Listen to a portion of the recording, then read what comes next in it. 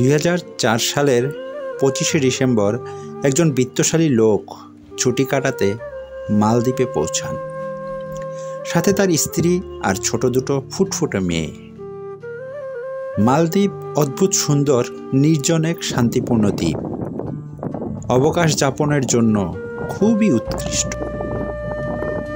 পরদিন সকালে তার ছোট মেয়েটি সমুদ্র সৈকতে যাওয়ার জন্য তার বাবা মাকে খুব তাড়া দিচ্ছিল। কিছুক্ষণ পরে তারা সৈকতে পৌঁছান।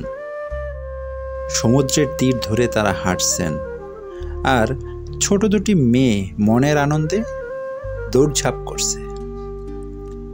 কিন্তু কয়েক পলকের মাঝে কিছু বুঝে ওঠার আগে দেখা গেল সমুদ্র থেকে তীব্র গতিতে ছুটে আসছে বিশাল বড় বড় ঢেউ। সমুদ্রের গভীর তলদেশে তৈরি হয়েছে সুনামি। এটা সিনেমার কোনো সাজানো দৃশ্য না, একেবারে জীবন্ত তীব্র পানির জোয়ার। একটার পর একটা বিশাল ঢেউ আছড়ে পড়ছে। পানি এত দ্রুত গতিতে বাড়ছে যে সমুদ্র সৈকতের সৌন্দর্য উপভোগ করা মানুষেরা আতঙ্কে চিৎকার শুরু করে। কেউ কেউ প্রাণ বাঁচাতে দৌড়ায় হোটেলের দিকে। সেই বিত্তশালী লোক এই অদ্ভুত দৃশ্য দেখে তার 4 বছরের মেয়েকে তাড়াতাড়ি কোলে তুলে নেন, আর তার স্ত্রী 2 বছরের মেয়েকে কোলে তুলে নিয়ে দৌড়তে থাকেন। পানি তখন তাদের হাঁটু থেকে কোমর পর্যন্ত স্পর্শ করে ফেলেছে। হোটেলের দিকে আরও কয়েক পা ফেলতে না ফেলতেই পানি তাদের বুক পর্যন্ত ওঠে। কয়েক সেকেন্ড দেরি হলে পানির প্রবল স্রোতে ভেসে যাবে তাদের পরিবার। ভদ্রলোক এবার তার বড় মেয়েটিকে কাঁধে তুলে নেন এবং এক হাতে স্ত্রীকে ধরে হোটেলে পৌঁছাতে সর্বোচ্চ চেষ্টা করতে থাকেন। এর মধ্যেই তিনি পিছনে ফিরে দেখতে পান অনেক মানুষ পানির তরে ভেসে গেছে। সমুদ্রের পানিতে সব কিছু একাকার হয়ে গেছে। তিনি আরো অবাক হয়ে দেখেন তাদের 2 বছর বয়সের ছোট মেয়েটি আর তাদের সাথে নেই। তার স্ত্রী উম্মাদের মতো কাঁদতে শুরু করেছেন। ভদ্রলোক দেখেন কিছু দূরে পানির স্রোতের মাঝে তার ছোট মেয়েটি হাবুডুবু খাচ্ছে, জীবন বিপন্ন। ভদ্রলোক ভাবছেন তিনি এখন কি করবেন? স্ত্রীর হাত ছেড়ে দিবেন? কাঁধে রাখা 4 বছর বয়সী বড় মেয়েটিকে স্ত্রীর হাতে সঁপে দিবেন, নাকি তার ছোট কন্যাটিকে উদ্ধার করতে পানিতে ঝাঁপিয়ে পড়বেন? হঠাৎ তার মনে হলো জীবনে অর্জিত এত ধন সম্পদ, যা কিনা মুহূর্তের ইচ্ছায় তাকে মালদ্বীপে অবকাশ যাপনে পৌঁছে দিয়েছে, সেই ধন সম্পদ এখন তার অসহায় ছোট মেয়েটির জীবন বাঁচাতে কোনো কাজে আসছে না। ভদ্রলোক উম্মাদের মতো সাহায্যের আশায় চিৎকার শুরু করেন এবং দেখেন এক অদ্ভুত ঘটনা। 2জন জেলে তার শিশুকন্যাকে উদ্ধার করে তাদের দিকেই ছুটে আসছে। ভদ্রলোক বুঝতে পারলেন জীবন আর মৃত্যুর ফারাক ন্যানো সেকেন্ডেরও কম।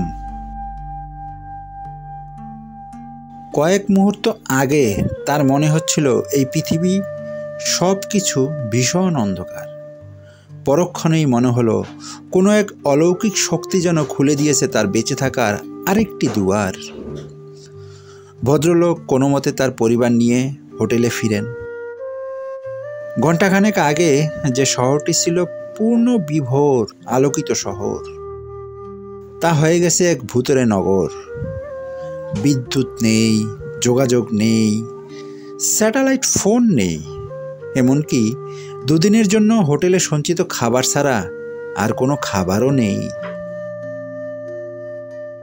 নিষ্প্রাণ হোটেলের বিছানায় 2 মেয়েকে বুকের সাথে জড়িয়ে ভদ্রলোক ভাবছেন ঈশ্বর তাকে নতুনভাবে যে জীবন দিয়েছেন, নিশ্চয়ই এর পিছনে কোনো এক অর্থ আছে।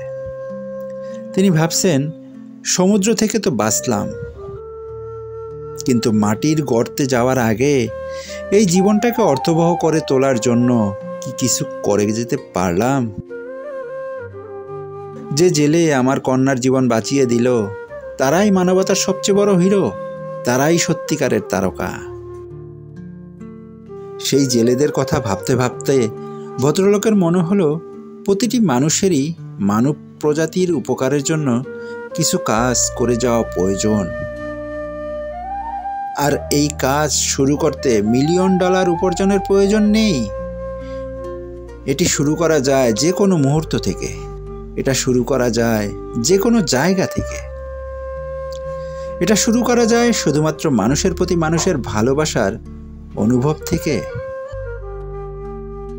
ভদ্রলোক ভাবলেন, আমি কি শুধু অর্থ উপার্জনের পিছনে দৌড়ে জীবন শেষ করে দেব, নাকি মানুষের জীবন বদলের জন্য মানুষের পাশে দাঁড়াবো, মানুষের কল্যাণের জন্য কিছু কাজ করব। আমার এই মানব জীবন তখনই তাৎপর্যময় হবে যখন আমার কারণে পৃথিবীর কোনো এক বিপন্ন পরিবেশে, বিধ্বস্ত গৃহে, অসহায় পরিবারের কোনো এক মায়ের মুখে একটু হাসি ফুটে উঠবে। দেশে ফিরেই ভদ্রলোক তার কাজ শুরু করে দিলেন। সারাদিনের কাজের মধ্যেই কয়েক ঘন্টা তিনি রাখলেন মানবতার কাজের জন্য। কখনো কোনো হসপিটালে কোনো অসুস্থ মানুষের পাশে থাকা, কখনো এতিমখানায় শিশুদের সাথে কিছুটা সময় কাটানো, কখনো গাছ লাগানো, কখনো বা ধর্ম প্রচার করা, আর মাঝে মাঝে কোনো এক প্রত্যন্ত গ্রামে কোনো এক অসহায় দরিদ্র পরিবারের সহজ সরল মানুষগুলোর সাথে একবেলা তাদের পছন্দের খাবারের আয়োজন করা। এখানে শুধুমাত্র টাকা সংগ্রহ করা বা খরচ করার কোনো ব্যাপার নেই, বরং মানুষের বিশ্বাস পরিবর্তন করার ব্যাপার। এটা ভালোবাসার ভাইরাস ছড়িয়ে দেওয়ার ব্যাপার।